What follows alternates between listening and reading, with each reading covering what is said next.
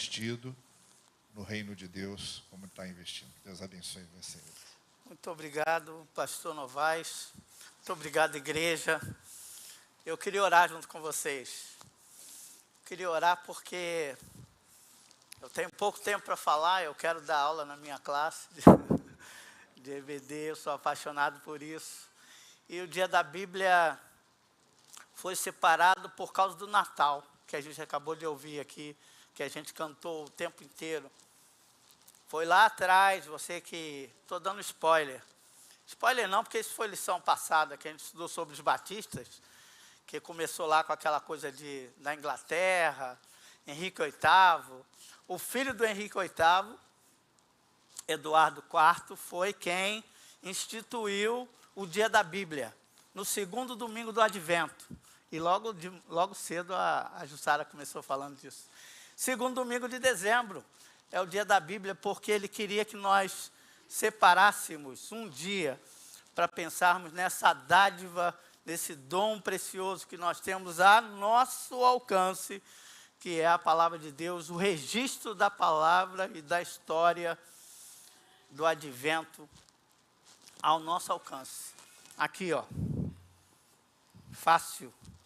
Fácil aqui, fácil de qualquer forma. Então, olhe junto comigo agora, pedindo para que Deus tenha misericórdia de todos nós, de mim e de vocês também. Senhor, muito obrigado pela riqueza, muito obrigado pela beleza, muito obrigado porque o Senhor nos deu capacidade para lermos, para entendermos, para compreendermos a Tua vontade em nossas vidas. Então, ajuda-nos a valorizar isso. Nós te pedimos em nome de Jesus. Amém. Bem, eu quero encurtar uma parte do que eu ia falar, mas eu quero começar fazendo devaneios aqui com vocês.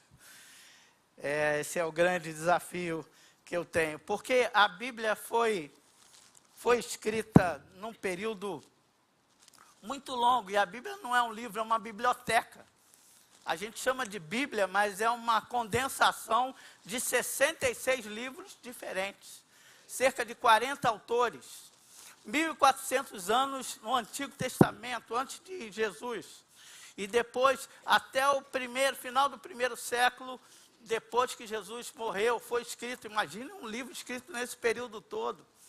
Se eu e você fizéssemos uma seleção de autores muito diversos, né?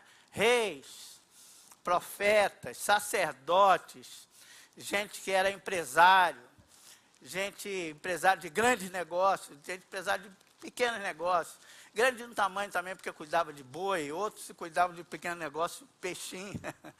É muito interessante a riqueza da palavra de Deus. Eu fico sempre apaixonado por isso. E se o nosso pastor propôs esse mês a gente começar a pensar no Deus que se ofertou, que presente maior a gente tem do que a história desse Deus aqui na palavra dele. É muito, muito, muito interessante. Histórias muito memoráveis e muito interessantes. Se eu e você, então, estava dizendo, selecionássemos pessoas lá no extremo da nossa cidade, do Rio de Janeiro, que faz lá divisa com Minas, que faz divisa com São Paulo, que faz divisa com o Espírito Santo, uma de cada um canto desse, e falasse assim, conte uma história aí. Eles iam contar histórias, eu ia perguntar, que história você quer que eu conte? Conte a história da sua vida. E a pessoa ia contar a história da sua vida.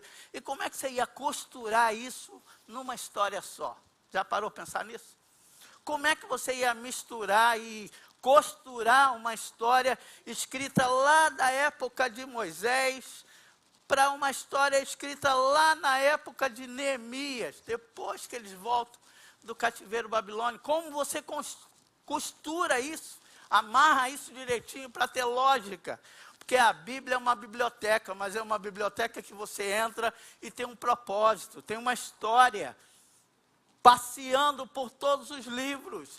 Algumas histórias muito claras de serem percebidas e outras nem tão claras assim, mas podem ser facilmente administradas. Eu coloquei no slide, só para você ter uma ideia, que se você parar para ler 17 livros, você sabe toda a história do povo de Israel. 5 livros da lei e os 5 livros históricos. Toda a história de Israel está aí. Aí você encaixa, desses 17 livros, você encaixa as poesias e as profecias. Você vai encaixando nessa linha história de 17 livros. Então, assim, você não pode arrumar outra desculpa, qualquer desculpa, mas não dá para você falar, não consigo entender, não consegue entender porque nunca se interessou. Na hora que você se interessar, é um perigo, vou dizer para você. Eu acho que é por isso que muita gente não se interessa. Porque na hora que se interessar a estudar a palavra de Deus, você vai encontrar o Deus da palavra. Vou repetir, na hora que você se interessar a estudar a palavra de Deus, você vai encontrar o Deus da palavra revelada.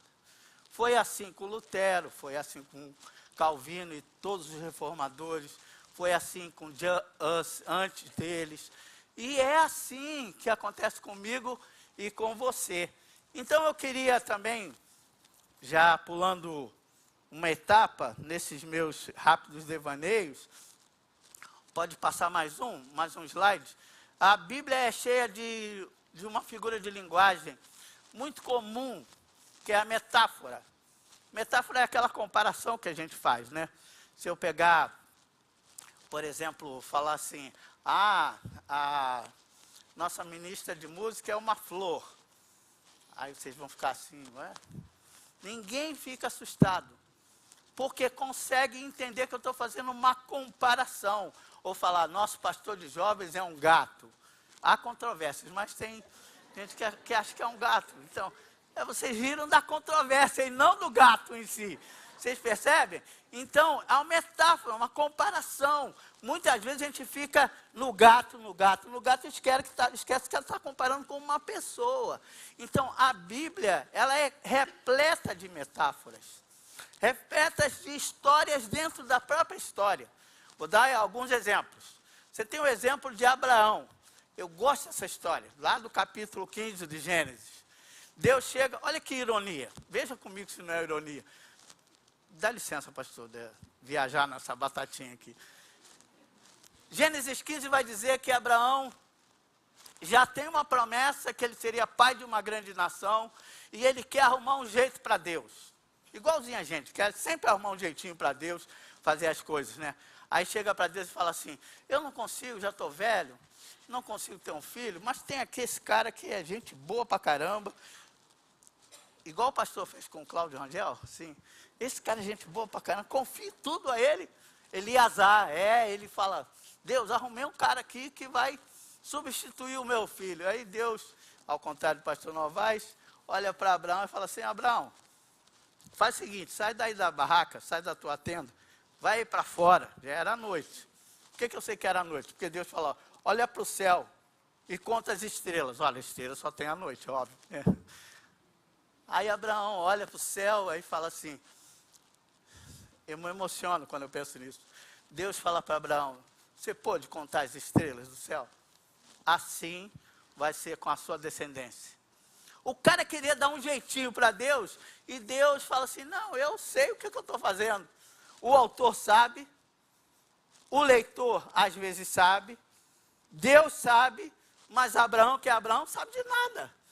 Não é muito legal isso? Quando eu me coloco no lugar de Abraão, eu fico pensando, Deus sabe, o Espírito Santo sabe, algumas pessoas que estão à minha volta sabem, mas eu não sei de nada, só que eu descanso no propósito divino. E aí o que acontece? Abraão e Sara, que era estéril, concebem um filho, Isaac. Coincidentemente, entre aspas, assim, muitas aspas, o filho do Abraão, que seria pai de uma grande nação, tem um filho da promessa, e o outro é fake, mas está lá, tem o Abraão e tem o Isaac. O Isaac tem a mesma dificuldade do pai. Qual dificuldade? A esposa do Isaac também não pode ter filho. Aí ele ora, Deus abençoa e tem filho. Aí é curioso que Isaac tem 2. Que grande nação é essa? Abraão, Isaac, Jacó e Esaú. E Deus deixa Esaú de lado e pega a linha de Jacó. Com Jacó, o neto do Abraão, é que existem 12 filhos que vão formar as 12 tribos de Israel. Ah, fala para mim, sério. Essa história não é maravilhosa? Essa história é sensacional. Essa história narra a minha história, a sua história, a nossa história. Nós somos as estrelinhas que Abraão olhou lá do céu e falou, ó, vou te dar uma descendência que você não vai nem poder contar. Porque nós somos resultado da fé. Porque nós somos salvos pela graça por meio da fé. E a fé, quando a gente pensa em fé, o ícone é Abraão. Olha que coisa maravilhosa. Mas eu tenho meu tempo, eu quero agora pedir a você para abrir sua Bíblia em Ezequiel capítulo 3, versículo 3. Eu falei das metáforas, tem tantas metáforas que eu podia falar. Que Jesus fala que ele é o pão. E aí você faz depois a sua comparação. O que é o pão? Ele fala que ele é a água. Ele fala que ele é o caminho. Ele fala que ele é a ressurreição e a vida. Essas metáforas são maravilhosas. São fascinantes. Mas tem algumas metáforas que são muito interessantes. E eu quero dividir em 3 pedaços. Pode passar outro slide. 3 pedaços essa fala que Deus dirige a Ezequiel, profeta do cativeiro babilônico, que é o que nós estamos estudando na escola dominical. Pode passar mais um slide aí. E ele faz uma metáfora. Olha a metáfora, leia junto comigo. O que a metáfora vai falar? Ai, vocês não sabem ler então. Está escrito lá. Coma o livro. Obviamente não é para você botar um temperinho, aqui um tempero, e morder o livro, engolir o livro. É uma metáfora. Depois, João vai usar a mesma metáfora lá no Apocalipse.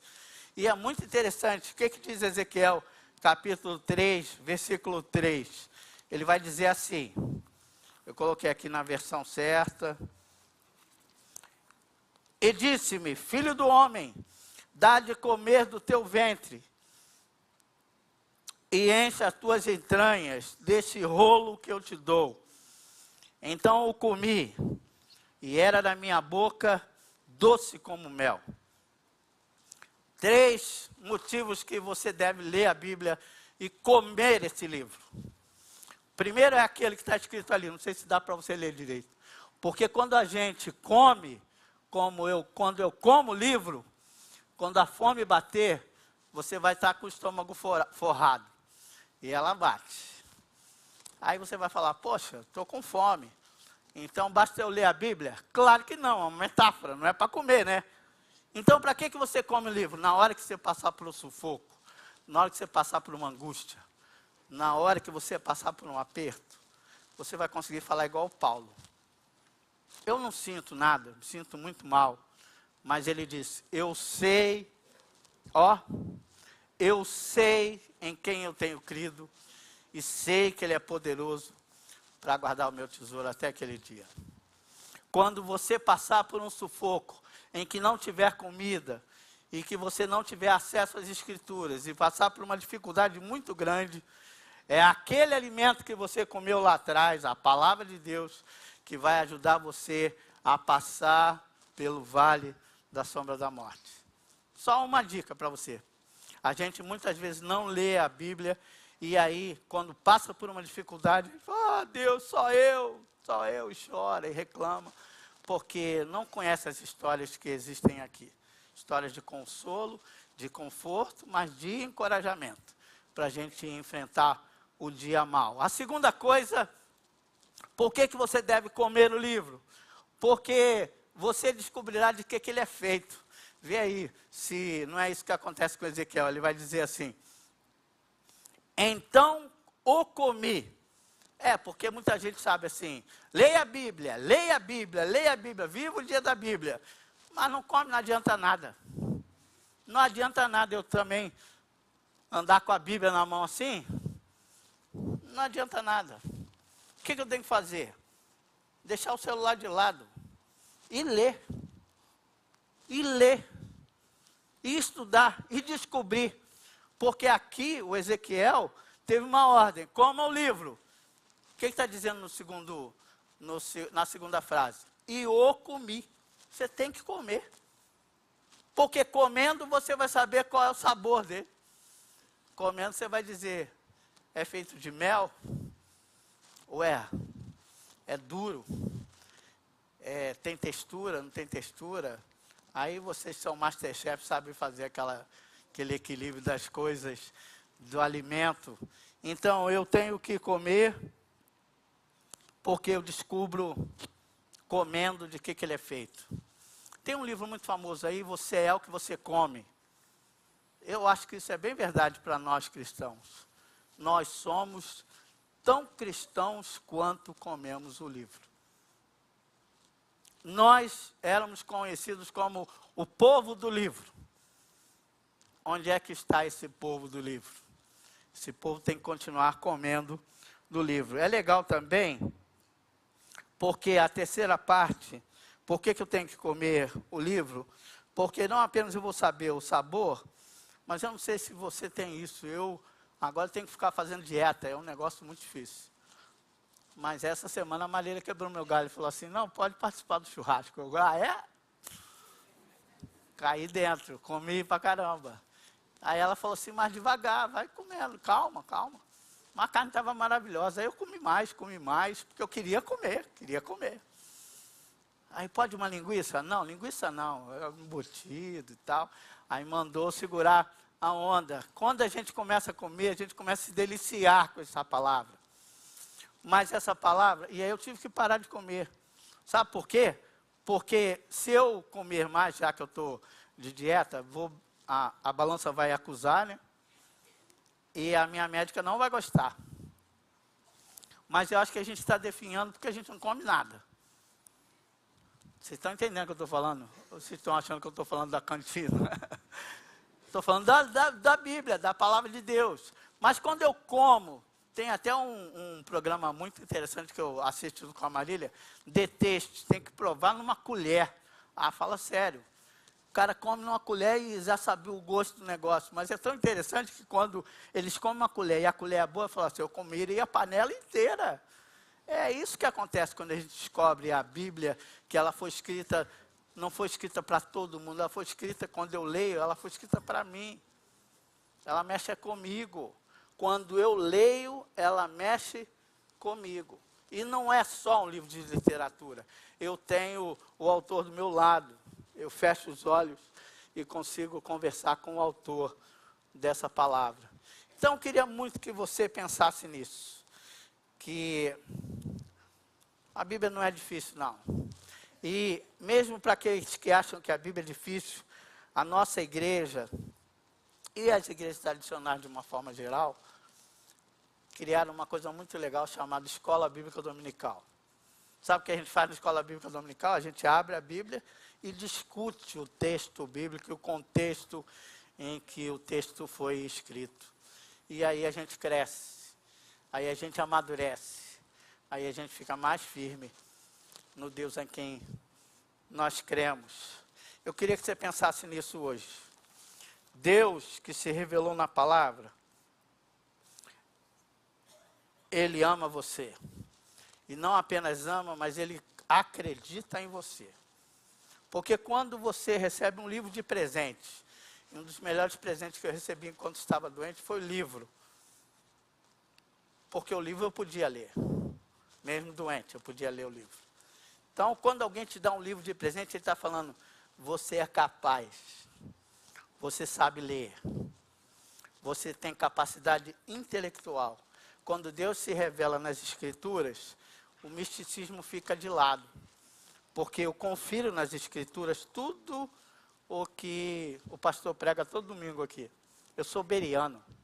Quem é o entendido de Bíblia sabe o que eu estou falando. E aí eu me delicio com a palavra. Quero ler mais, quero compreender mais, quero aceitar mais. Não venha me dizer que a Bíblia é chata. Eu acho que a Bíblia é chata porque você não lê a Bíblia. Não lê por dois motivos. Alguns não leem porque têm dificuldade mesmo de leitura. E tem alternativas para isso, né? Já existe a Bíblia em áudio. Arruma outra desculpa, essa não cola mais. Houve uma época em que o pastor Ovídio, que eu chamava de avô, que foi meu pastor em Benfica, era membro dessa igreja, eu vinha para a casa dele porque eu tinha a Bíblia em CD, vê, coisa antiga, né? CD não, era fita cassete. E ele já estava cego, porque ele queria ouvir a Bíblia e eu deixava o cassete e ficava junto com ele. Ele, fica aqui, meu filho, vamos ouvir. Aí eu ouvia a Bíblia com ele. Então não tem desculpa, se você não consegue, você não é letrado o suficiente, você pode ouvir a Bíblia. Se você tiver dificuldade, eu te dou umas dicas de uns sites muito legais e 0800 de graça. O segundo motivo que a gente não lê a Bíblia é porque a gente tem preguiça. A gente não para e não separa um tempo para ler. É ou não é verdade? A gente não separa um tempo para ler. A gente acorda já cheio de tarefas, cheio de compromissos, e não separamos um tempo para ler. Eu fui chamado a atenção, viu, pastor? Porque eu faço esses textos, e 6h50, 6h30 eu estou mandando, e tem gente que coloca no WhatsApp para tocar o telefone. Aí falou assim, para de mandar tão cedo assim, porque você está me acordando. Muito interessante. Falei, tira o som. Tem um jeito de tirar o som. Falei, tem. E aí tiraram o som fizemos as pazes, eu passei a mandar mais tarde a palavra. Então é muito interessante porque a gente não se organiza para isso. Eu decidi acordar um pouco mais cedo, porque eu estou ficando velho, diz que velho acorda cedo. Eu acordo cedo e preparo a escritura. Como você vai fazer? Se é de manhã, se é à noite, depois da sua novela, sei lá o que você vai fazer. Mas você é responsável por isso. Eu queria orar novamente, agradecendo a Deus pela palavra dele. Eu não sei se isso de alguma coisa tocou você, mas é muito claro que a Bíblia diz para mim, como o livro, é o livro que vai te dar alternativas para você vencer as dificuldades. E é o livro que tem me ajudado. Não o livro em si, mas você entendeu a metáfora, né? Mas o Deus que se revela na palavra. Cada música que nós cantamos aqui é um trecho do que está escrito na palavra de Deus. Cada cântico que a gente entoa aqui, a gente se surpreende quando descobre o texto que diz exatamente o que a gente acabou de cantar. Quantas vezes você já cantou o véu que separava, já não separa mais? Você tem ideia do que é isso? Tem gente que canta e não sabe nem o que está cantando. Não há mais separação entre o santo e o santíssimo. O lugar santo e o santíssimo, o véu foi rasgado. Então eu e você temos acesso ao santíssimo Deus, que se revela na sua palavra. Vamos orar? Eu quero agradecer a vocês a paciência e quero pedir a Deus para te dar coragem. Te dar coragem, disciplina e desejo de comer do livro. Porque comer do livro vai fazer bem para você. Você não vai nem engordar. Talvez comendo o livro você vai até ter coragem para emagrecer. Porque fala para... Deixa para lá, não vou dar spoiler não. Fala um monte de coisa interessante lá. Eu acho que você precisa voltar a ler e a estudar as escrituras. Não dá para ficar só com as historinhas. A historinha do Davi matou o Golias. As crianças já saíram daquelas, estão aprendendo isso lá. Mas você vai ficar com aquela história que você leu quando tinha 7 anos. E você tem 70 anos. Lê de novo para você ver. Você não vai ler mais do mesmo jeito. Algumas vezes você vai se colocar no lugar do Golias. Aí é assustador. Aí você vai falar, como é que eu abaixo para pegar as pedrinhas? Antigamente você abaixava, né? Hoje já não dá para abaixar com tanta facilidade assim. Mas a leitura é sempre um carinho que a gente recebe de Deus. Um afago que a gente recebe do Criador. Senhor, muito obrigado. Muito obrigado porque nós não seguimos um livro, porque nós não seguimos uma denominação. Senhor, muito obrigado porque nós não seguimos um pastor aqui no nosso meio. Muito obrigado porque nós seguimos a Jesus. Nós seguimos uma pessoa. Nós seguimos a Ti revelado pelo meio do Seu Filho. O Senhor se fez gente, como a gente, porque ama toda a gente. Muito obrigado porque foi o próprio Jesus revelado que disse: vocês erram porque não conhecem as Escrituras. Elas testificam de mim. Então, ó Deus, tem misericórdia de mim e me perdoa. Me perdoa se eu não fui fiel como deveria ser a Tua palavra, mas eu quero ser, Senhor. E ó Deus, nos perdoa, todos nós, porque nós somos displicentes e preguiçosos, mas nós queremos, pelo Teu poder, pela Tua força, pelo pouco que sabemos a Tua palavra, nós queremos nos desenvolver e aprender mais de Ti. Muito obrigado, porque o Senhor olha para nós e vê em nós o que nós não vemos. E enxerga além do que nós podemos enxergar. Muito obrigado pelo Seu amor eterno por nós. E muito obrigado porque o Senhor se revelou de forma visível, audível, mas se revela a nós também por meio da Sua palavra. Nós Te oramos, nós Te agradecemos. Em nome de Jesus, amém.